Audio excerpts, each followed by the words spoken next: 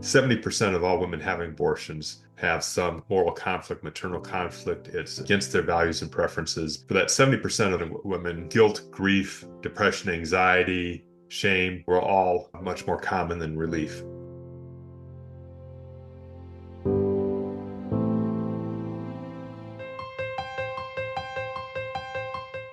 Welcome back to Straight Talk on Life Issues. I'm Victor Nieves, as always, joined by Brad Mattis, president of Life Issues Institute. Today we have an important conversation highlighting the fact that grief is more common than relief following an abortion. And, Planned Parenthood claims over 95% of women who've had an abortion say they mostly felt relief after their abortion. That is a crock. And Dr. Rearden is going to demonstrate why that's not true, in addition to educating us on many other things. Well, and we know that because a new study of randomly sampled American women directly contradicts the claims of Planned Parenthood. It finds that following an abortion, grief, as a matter of fact, is much more common and it's more intensely felt than any relief would be. Well, and it's true. And relief may stem from the feeling that you made the best choice given your circumstances. But that doesn't mean feelings of sadness, regret, or confusion won't surface too. And this new report that David's been involved with shows a much higher level of guilt, shame, and regret. And so today we're going to learn more about that because joining us is Dr. David Rearden, director of the Elliott Institute and an associate scholar with the Charlotte Lozier Institute. He's widely recognized as one of the leading experts in the world on the after effects of pregnancy loss on women. We're also joined by Mekenzie Jarrell. She's a 25-year-old Navy veteran who served 4.5 years. Today, she works full-time and leads abortion recovery classes, helping men and women who regret their abortions find hope, healing, and lasting freedom through Jesus. Mekenzie and Dr. Rearden, welcome to the show. Glad to be here. Thank you. Thank you for having me.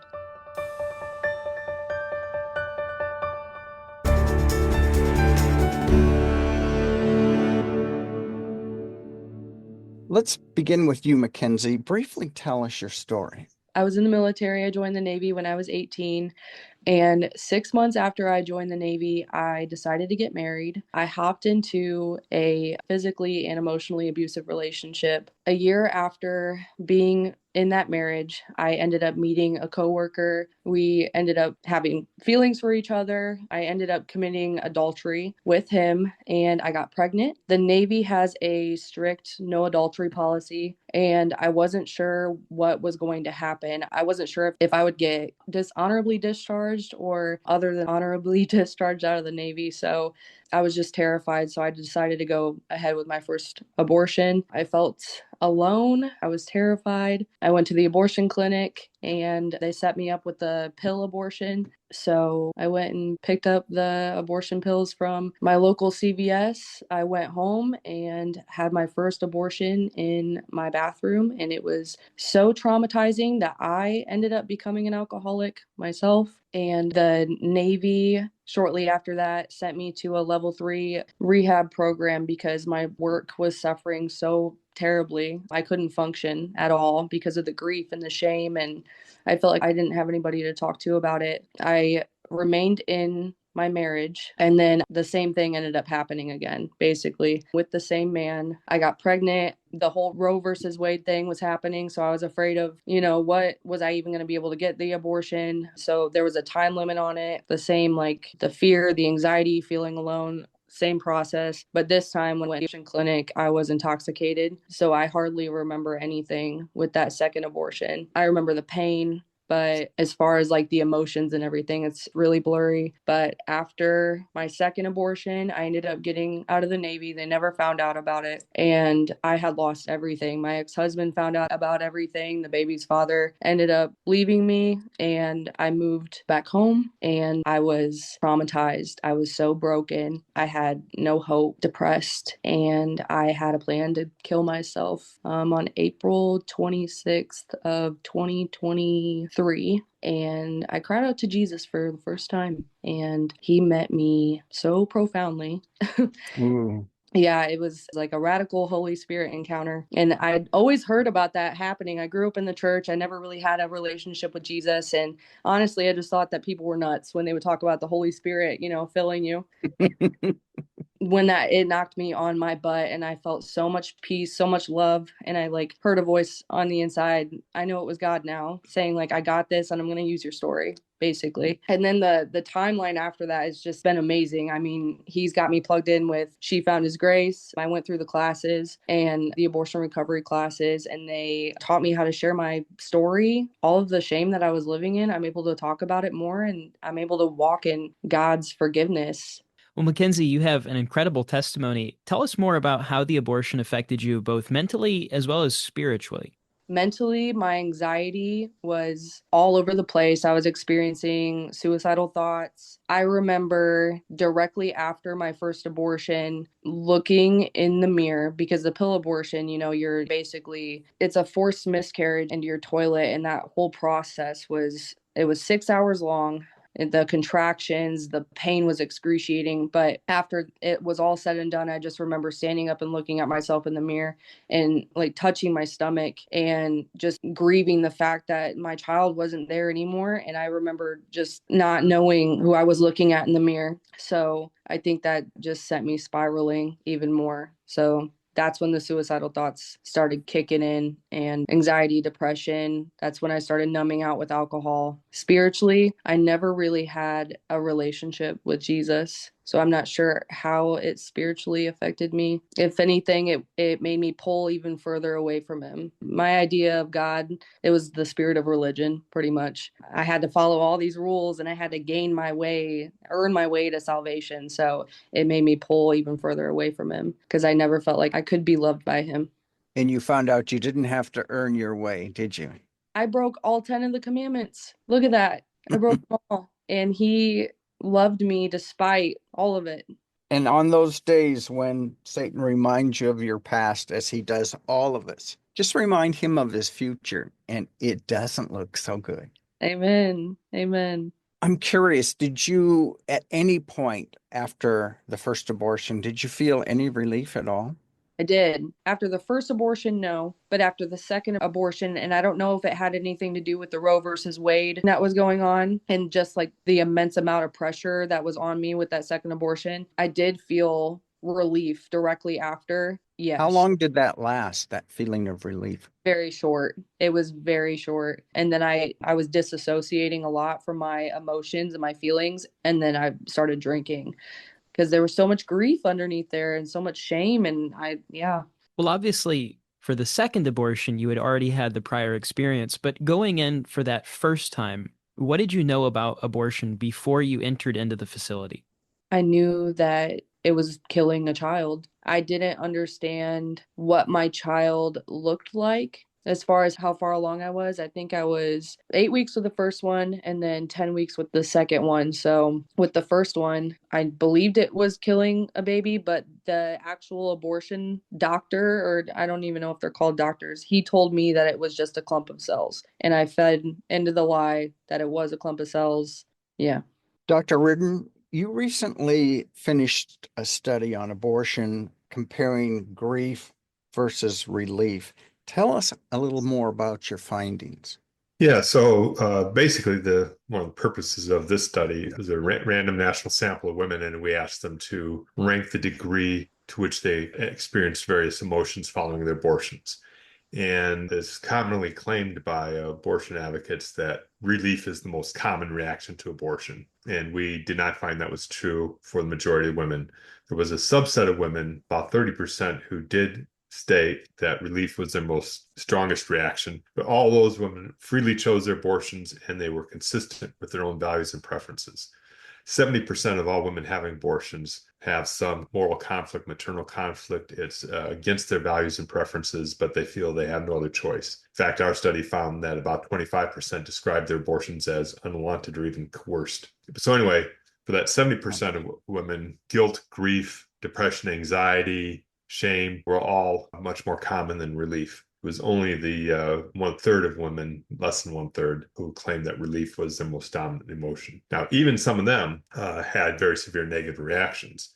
as Mekenzie was kind of saying, and again, that's part of the problem with even the word relief. Abortion is both a stress reliever and a stress creator. So in the moments following an abortion, you're glad it's over with. I mean, no one looks forward to having an abortion. So just being through the procedure that's done is behind you, whatever pressures you face from other people. In Mekenzie's case, the pressure she fears being dishonorably discharged, whatever, the feeling that, oh, that's over with brings a sense of relief. So that does not mean there's a long-lasting relief in the sense of my life is better, every day is joyous. It is usually a temporary thing, whereas the negative outcomes are lasting and persistent. Dr. Rearden, you've done a considerable, significant body of work in how abortion affects women and men. Were there any surprises you found with this research? No, in this particular study, I can't say I was surprised. As I said, the main purpose of this particular study was to try to gather better data on women's emotions after abortion, because we were trying to counter the Planned Parenthood claim that the most prominent feeling from 95% of women is relief, which is just totally bogus. It's based on two studies that were conducted at abortion clinics using non-random sample of women. And we know from several studies, including our own, that the women who anticipate the most negative reactions are the least likely to participate in an abortion clinic study.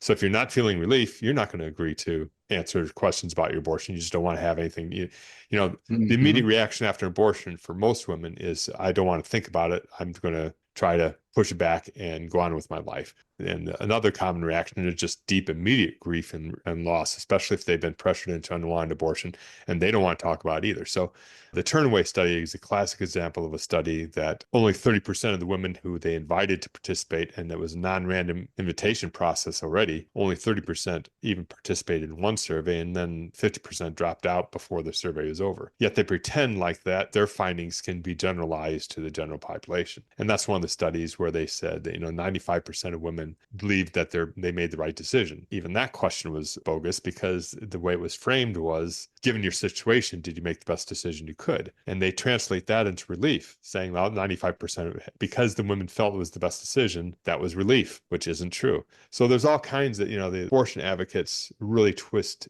the data, they twist the findings, they try to make it sound like relief is very common, and most women don't have any issues with their past abortions. And again, with our national random sample of women, we found that's totally wrong, and that relief is not high except for the small minority of women who fit these other criteria. In your professional opinion, Dr. Rearden, do you think that there's a shred of concern or guilt for pumping out this kind of garbage research as far as its impact on women?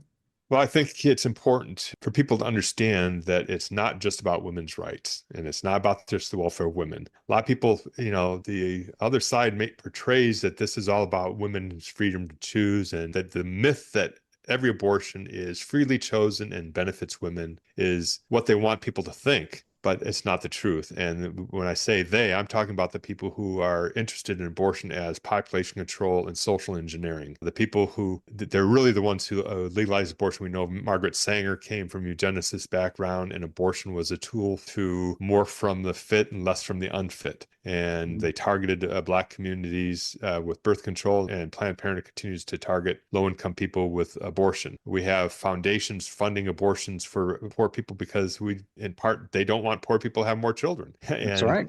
It's not about the benefit of the woman. It's about the benefit of society to have fewer people, especially low-income people who are at higher risk of poverty and low education and drug abuse or crime or whatever.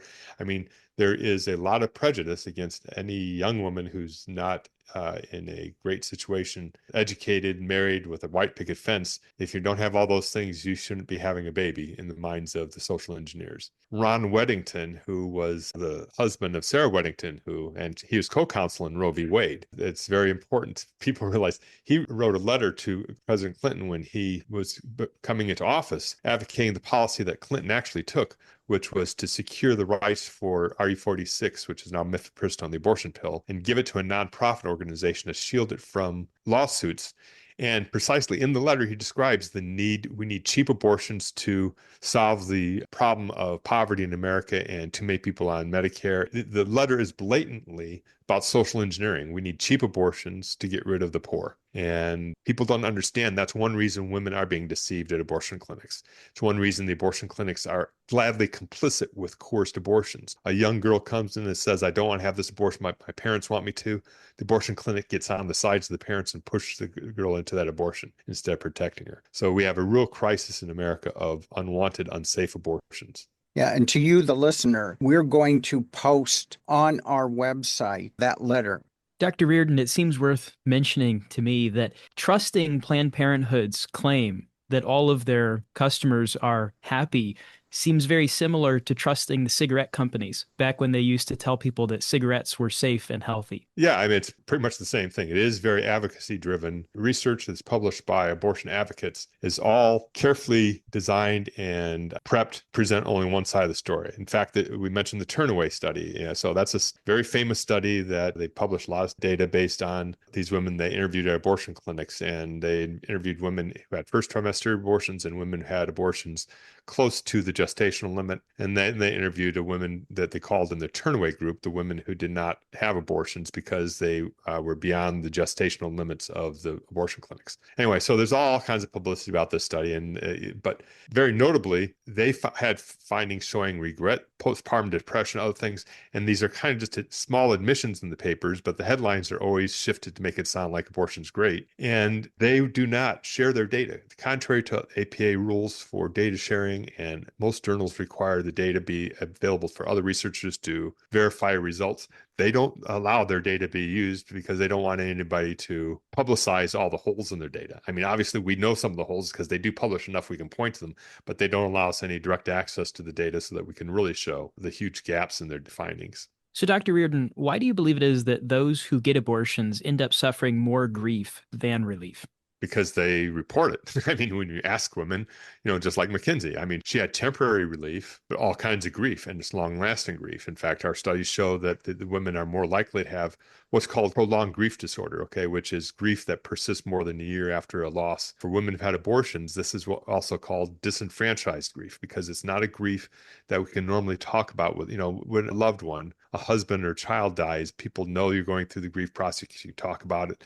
It's something that you can share and you get social support for. An abortion is something there's no social support for, an abortion grief. Okay. I mean, obviously, post-abortion healing community that are out there trying to make themselves available, but typically people don't know how to deal with it, abortion grief.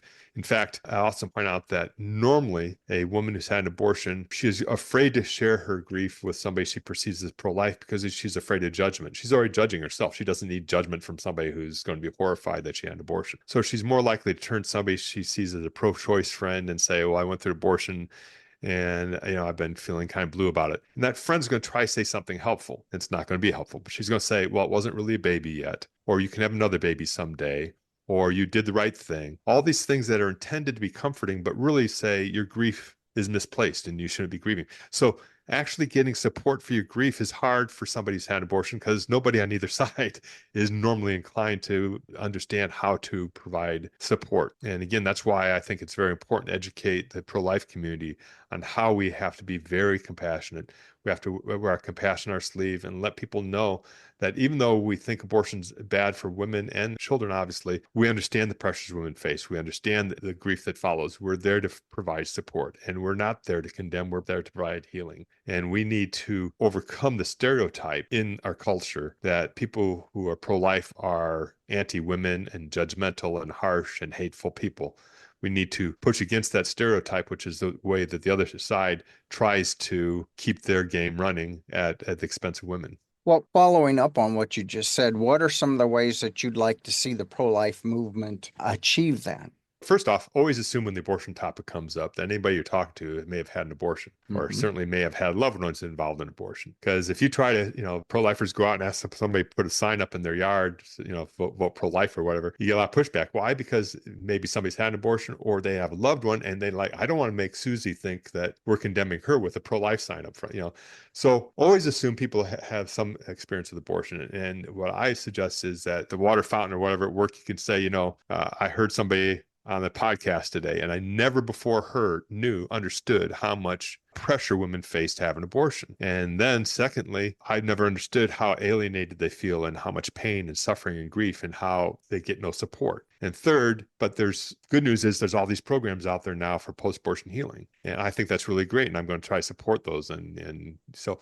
saying those three things covers 3 points. First, it conveys, I have new understanding that I had never understood before. So if they perceive you as a religious pro-life zealot, now they see you as somebody who understands women are pressured to have abortion. So they no longer see you as opposed. Secondly, you have empathy for the alienation and hurt and grief that women are facing. And so now you're somebody they could talk to. And third, that you plant a seed of hope that there's programs out there. So you've already, in just 3 little statements, you've shifted somebody's understanding of what the pro-life movement is like and what your own thoughts are. And compare that to the opposite, where a young woman who heard one of my talks, she said to me after, until I heard you talk, I never understood how women could have an abortion. She'd lived a good young Christian life, and she was virgin when she got married. And, she just, had never walked in the shoes of somebody else and to understand it. And so, but if she had said that at the coffee table with a bunch of women, I don't understand how anybody can have an abortion. How alienating is that, right? I mean, somebody else who's hurting there, who she might actually be able to offer a lot of support and love to, because she probably is a loving. I mean, she was. I mean, she's loving, compassionate, but a misstatement like, I don't understand how anybody can have abortion, closes the door to somebody who needs help and healing and good news. So, like I said, I think it's important for everybody. I think pro-life politicians should say, I know women in my own family, friends, and loved ones who've had abortions and have suffered grief, and I'm here to help them. And this whole abortion debate isn't about judging people. It's about preventing the ongoing abuse and hurt of women. And we just need to, provide healing, and we have to provide better options, something like that. I mean, we need to close the perceived gap between women who are hurting from past abortions, men who are hurting from past abortions, and the perception of the pro-lifers as being condemning hateful people. And those feelings, I think, are often in the hearts and minds of pro-lifers. They just need to get it out and let that pro-life fallout, if you will, around them lift people instead of doing the opposite. Dr. Rearden, you've talked about, of course, in detail about grief. What other symptoms or emotion side effects have you witnessed, either in your research or in society, that women suffer through after an abortion? Well, it's a whole gamut of things. Obviously, grief is a big one, perhaps one of the most common. And then there's post-traumatic stress disorder symptoms. And there's another new diagnosis called moral injury, which is kind of related to post-traumatic stress disorder. But fundamentally, it's the experience of having not lived up to your own ideals of what a good person would be. Okay, falling short of participating in something that is morally, that you have a own moral condemnation of. A lot, again, the debate is often about, the suggestion that pro-lifers are trying to impose our moral values on women. But the fact is, for 70% of women, abortion is a violation of their own moral values. So it's not about society imposing these values, it's self-violation of their own values. So there's eating disorders, certainly suicidal behaviors, a strong increased risk of suicidal behaviors following abortion. Substance abuse is a major factor.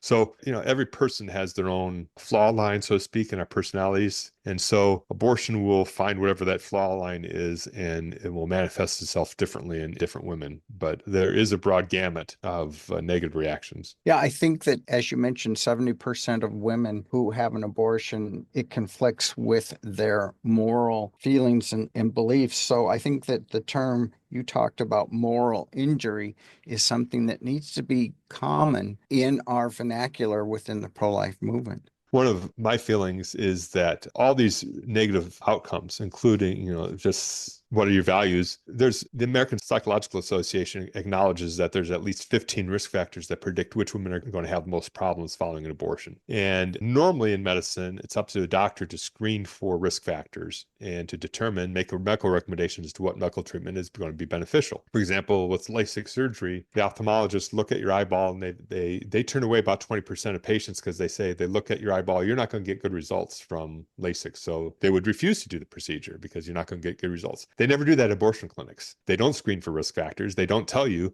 oh, you're being pressured into an unwanted abortion by your parents. We're going to refuse to do this because we know it's going to increase your risk of suicidal behaviors and PTSD and all these other things. They don't do that. They go along with the parents. So the problem is, the way they get away with this is because there's no liability for negligent screening and counseling. for abortion. They're hiding behind the, oh, we're just doing what she wants Mm-hmm. argument. So we need to have laws that say that if you do an abortion where there's clear risk factors and is contraindicated and you fail to disclose to the patient all these risks and everything else, she can sue for not only this emotional injury, but for the wrongful death of the child because her consent was invalid. You basically were complicit in coercion and deceit. So to me, I think that's the only way to really address abortion in this country, even in states that have a constitutional right to abortion or whatever, is because there's no constitutional right to a dangerous abortion. There's no constitutional right to withhold proper screening and counseling. Doctors shouldn't be protected from liability for being bad doctors. So if an abortion is not going to benefit a woman, that doctor should be held accountable for the wrongful death of that child. And for 70% of these cases, it's very clear that these doctors are negligent. So I'm a huge advocate of laws that would allow women to sue for the wrongful death of unborn babies when doctors are negligent in screening and counseling, which we know is pretty much all the time. Well, and in some states, Dr. Rearden, such as New York, they've passed legislation to protect hack abortionists should they maim a woman. What are your thoughts about that? Well, I think that just really shows kind of the social engineering mindset behind the abortion industry. They know they need political protection. They know they need protection from liability. When one of our model legislation was being introduced in Nebraska, a Planned Parenthood lawyer testified that if this went into effect, we won't do any abortions anymore. So that's their threat is we're not going to do abortions if we have to face any liability. But in counterpoint is, if abortion is as safe and effective, and if they're doing such a great job screening and counseling as they claim they are, then there's no risk of liability, right? I mean, so to be exposed to liability, if you're doing things great, like going back to ophthalmologists, if you basically said ophthalmologists, if they do LASIK surgery on patients where it was contraindicated, they can be sued, the ophthalmologists say, well, we're already doing screening. We're already not doing, so it would not impact them at all. But the abortion industry is totally negligent in protecting women from unsafe, forced abortions. Well, and I think that bears out in recent statistics put out by Planned Parenthood that 97% of women who are pregnant who go into Planned Parenthood come out without their child. So they're not getting counseling. They're not getting educated on the reality of abortion. I have a question for both of you. Imagine you're sitting in front of a woman, or speak to the woman who's listening to this program that is pregnant and thinking she wants to have an abortion. Mekenzie? I would say that there are organizations that will help you. Go to your nearest pregnancy center, and I would tell her that she can do it. I would tell her that her baby will feel all of that pain. I had no idea that my baby was going to feel everything that I was feeling in my abortion. And when I found that out, it wrecked me. I would just encourage her with love and compassion, and I would try to see her exactly where she's at. I know how hard it is, but she is strong enough, and there is support out there for her. Dr. Rearden? I'd probably, in fact, it's a way to offer a little resource. If people went to our website after abortion, we have a sheet for self-evaluation for women to basically look at their own risk factors. I'd encourage her, I'd start asking her some of the questions I've said, what are your feelings about abortion as a moral issue? Is it always moral or sometimes moral? Do you ever want to have a child in the future someday?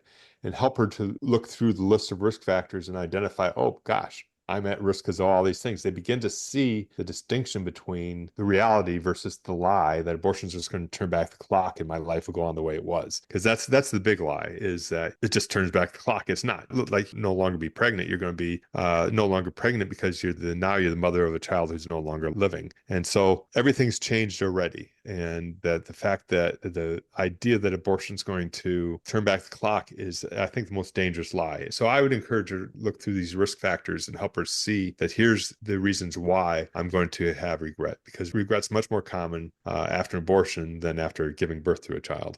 Thank you both for being part of a really important discussion. We really appreciate it. Great, thank you.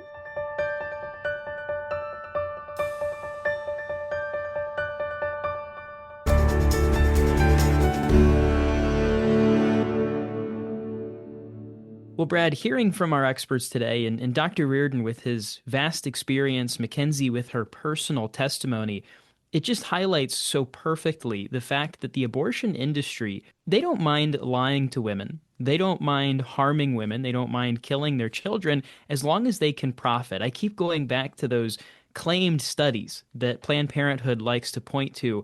And all I can think about, as I said, is Trusting those studies would be like trusting the cigarette companies when they told you that cigarettes were healthy. Planned Parenthood is obviously going to promote a narrative that makes them look good. And that's a great comparison, Victor. These are evil, evil people. Just stop to think. They're selling death and they want to defend it at every turn. And women's emotional and physical well-being, be darned, they don't care about that. It's just the bottom dollar. And as Dr. Rearden pointed out, I think it's very telling. As soon as the abortion industry thinks that there might be accountability for their actions, if they harm a woman, if they mislead a woman, if they essentially assist in the coercion of a woman to go and get an abortion, they don't want to have any backlash. They don't want to have any consequences. And it's telling to me because it says that's exactly what they're doing. They know that if that door was opened and they were held accountable for their actions, they would be sued to no end. You're right. You're right. And, I've known Dave for a long time, and he's got tons of experience in research that he's written with other experts and has published. And I've always been impressed with his compassionate heart and his passion for women and his desire to help them as they struggle after an abortion. He's really a great guy. And speaking of Dr. Rearden's research, I want to encourage you, our listener, to review that research. We'll make it available on our website, lifeissues.org. There you'll also find resources like She Found His Grace to help yourself, your friends, your family members recover from the grief that often follows an abortion. You'll find those resources and so much more available again on our website, lifeissues.org. While you're there, I want to encourage you to join the Life Defenders today. You can be a daily part of our work together to save babies and promote a culture of life across America. Giving monthly, no matter how much, is a tremendous commitment to the pro-life movement, and though we might not all have a powerful testimony or be experts on research, we can support this vital pro-life education through a monthly donation. Your monthly giving helps us reach a persuadable audience with the pro-life message, and of course, it enables the very creation of this program. So help us do more for the babies by becoming a Life Defender today. Again, you can easily sign up on our website, lifeissues.org. And be sure to tune in next week for another Straight Talk on Life Issues.